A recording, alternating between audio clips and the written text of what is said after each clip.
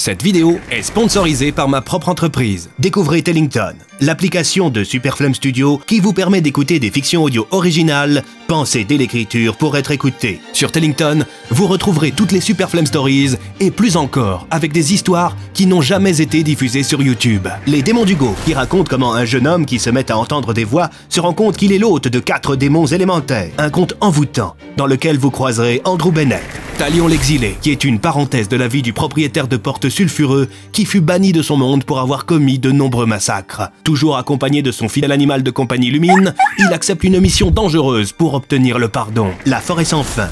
Une histoire aussi incroyable que dérangeante, dans laquelle un groupe d'adolescents se retrouve piégé dans une forêt peuplée de créatures magiques. Avec l'aide de la sorcière Nasméride, ils affronteront bien des dangers, dans l'espoir de trouver une sortie. Toutes ces histoires sont à retrouver dès maintenant dans Tellington. Les 3 premiers épisodes de chaque série sont gratuits. Vous pourrez également retrouver gratuitement l'intégralité des épisodes du calendrier de cette année, avec plusieurs heures d'avance sur les diffusions YouTube. Téléchargez dès maintenant Tellington. Le lien est dans la description.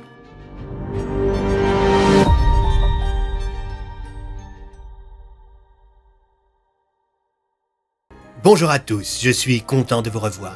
J'espère que vous allez bien, que vous avez apprécié l'épisode précédent et que vous apprécierez tout autant celui-ci. Servez-vous un petit chocolat chaud, installez-vous confortablement, fermez les yeux et laissez-vous guider par le son de ma voix. Mes amis, nous repartons ensemble pour Marmottin. Soyez les bienvenus dans le 5e chapitre de ce Superflame Story.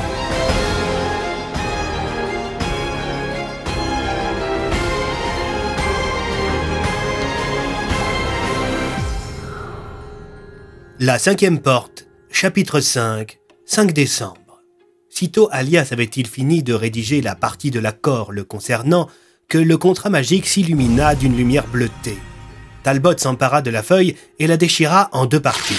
« Alias, il faut que je colle le papier magique sur une partie de votre corps pour valider la promesse. » L'ancien supérieur de l'agent Talbot retroussa sa manche gauche.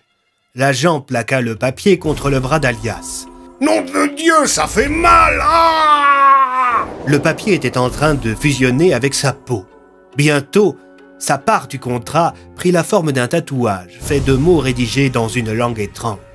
Comme Sattler était attaché, c'est l'inspecteur Bloom qui se chargea de retrousser sa manche. Même procédé. Une fois les 2 parties du contrat marquées par ce dernier, le scientifique prit la parole. « Vous devriez vous préparer à me détacher. Dès que je vous aurai révélé le moyen de résoudre votre petit problème, Alias mourra si vous ne me libérez pas rapidement. » Talbot se dirigea vers le couloir et fit signe à M. Popov de venir détacher le prisonnier. Ce dernier grogna, sortit de sa poche un trousseau de clés et enleva les menottes de Sattler. « Accouchez, Sattler !» s'énerva Tassier. « Minute, nous ne sommes pas pressés !» déclara ce dernier en se levant. Je vous dirai ce qu'il y a à savoir une fois que j'aurai pu respirer l'air de l'extérieur. » Bloom, Tassier, Alias et Talbot pestèrent, mais se résignèrent à amener Sattler à l'héliport. Ils étaient sous bonne escorte. Sur la plateforme, une pluie torrentielle s'abattait sans relâche. « J'espère que vous savez ce que vous faites, Talbot », lança le directeur Conrad depuis le pas de la porte. L'agent se contenta de hausser les épaules. Plusieurs gardes maintenaient Sattler en joue pour ne pas qu'il lui prenne l'idée de se jeter à l'eau depuis la plateforme. Ce dernier n'en avait pas l'intention. Il était ravi de pouvoir respirer l'air du dehors et de sentir la pluie sur son visage. Il regardait le ciel gris qui surplombait l'Équateur et poussait de petits cris de satisfaction. L'inspecteur Bloom, agacé, s'approcha du scientifique tandis que l'hélicoptère démarrait. Il était obligé de crier pour se faire entendre. « Bon alors, espèce d'ordure! Maintenant que vous êtes libre, dites-nous comment contenir l'anomalie !»« C'est très simple, inspecteur. Il vous faut des portes. »« Des portes? Du genre de celles d'Andrew Bennett ?»« Exactement.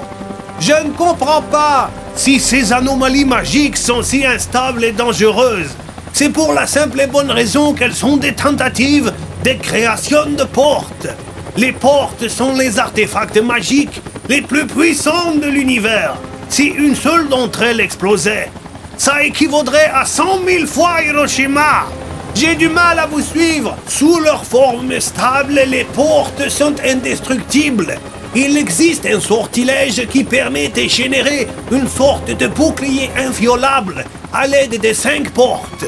Un dôme fait des matériaux les plus solides de l'univers. Trouvez 5 propriétaires de portes et répartissez-les de part et d'autre de l'anomalie. Après ça, il vous faudra prier. Au mieux, vous étoufferez l'effet magique qui consume l'origine des événements. Au pire, vous contiendrez l'explosion.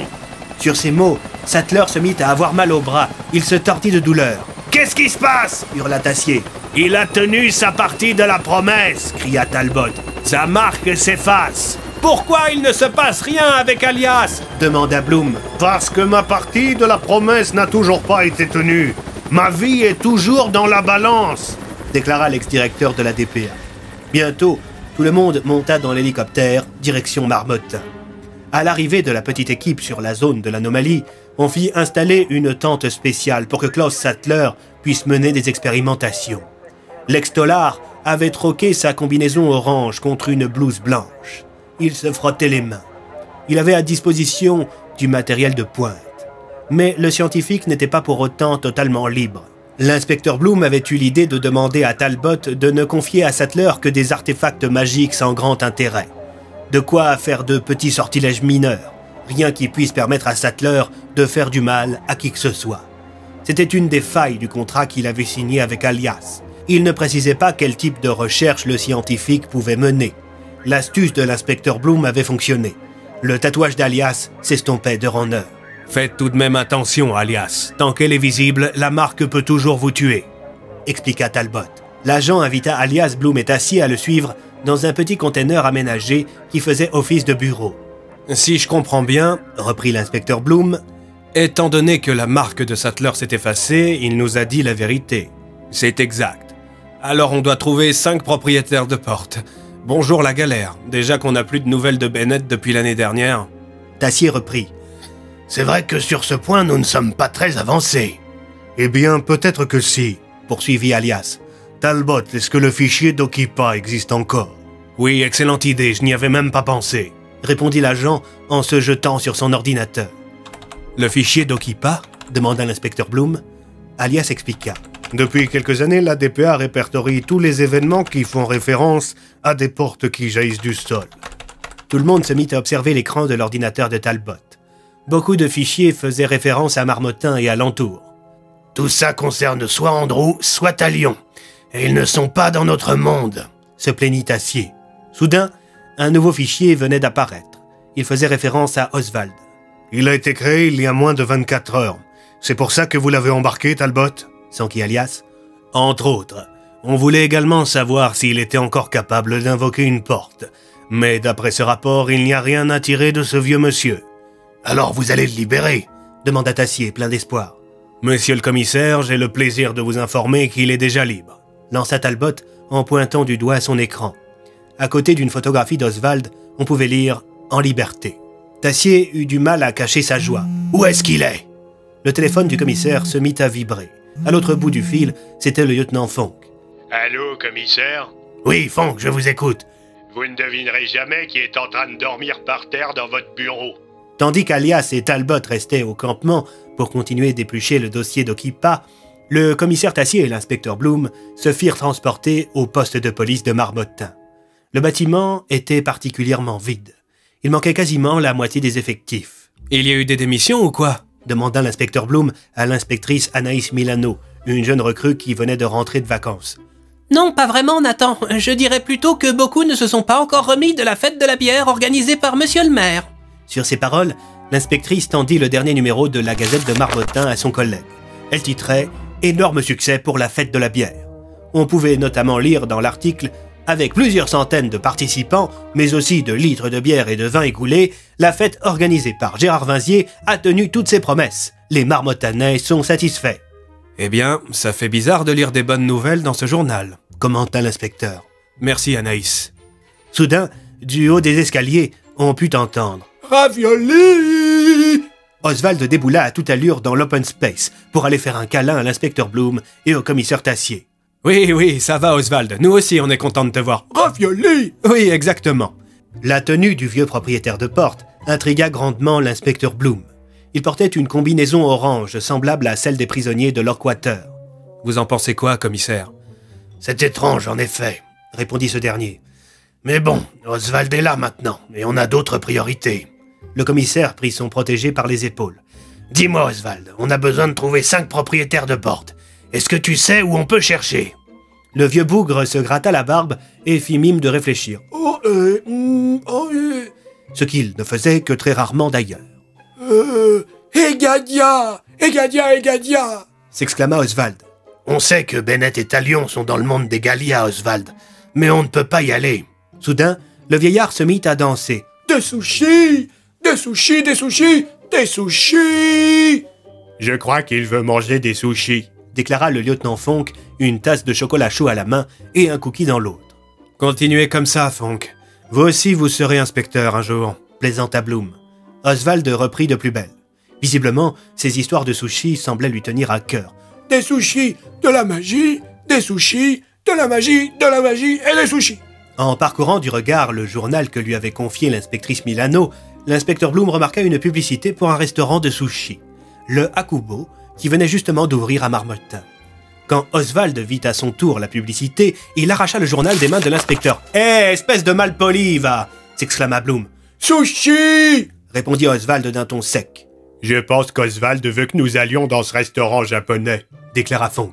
Quand le vieux propriétaire de porte entendit la phrase du lieutenant, il se mit à sauter sur place et à applaudir. « Ha ha! Des sushis, des sushis !»« Eh bien, ma parole, ça a l'air de le travailler, » déclara Bloom. « Et si on y allait ?» Tassier haussa les épaules. « Pourquoi pas? J'ai un petit creux. Si ça ne mène à rien, on pourra au moins se remplir l'estomac. Fonk, vous nous amenez ?» Le lieutenant ne se fit pas prier. Il avala son cookie et ne fit qu'une gorgée de son chocolat chaud. Ce après quoi, il sortit de sa veste les clés de son véhicule.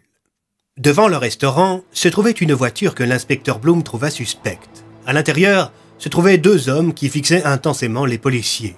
L'inspecteur se dirigea vers le véhicule et frappa à la vitre. Le conducteur leva les yeux au ciel et la baissa. « On peut faire quelque chose pour vous, monsieur ?»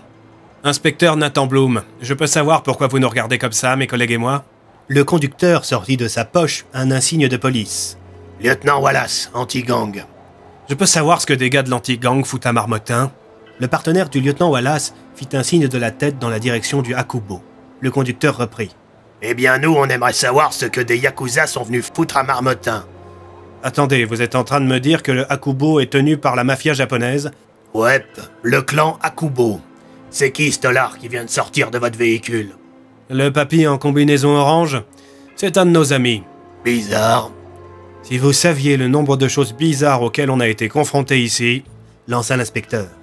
Au loin, le commissaire Tassier pestait. « Maniez-vous, Nathan !»« Je crois que votre supérieur vous appelle, » déclara le lieutenant Wallace. « Ouais, je vous laisse les gars, bonne continuation. »« Merci, inspecteur Bloom, soyez prudent.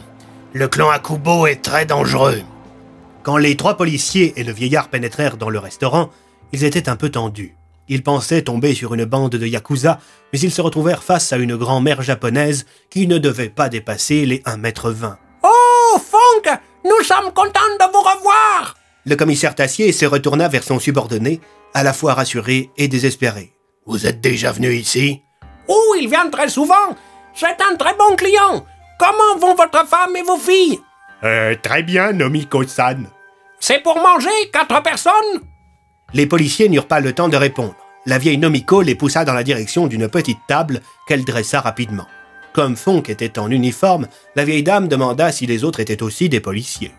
L'inspecteur voulut tenter de dire que non, mais il fut pris de court par le lieutenant Fonk. « Ouais, ce sont mes collègues. D'ailleurs, lui, c'est le commissaire. »« Oh, Tassier Kebou, votre présence honore cet établissement !»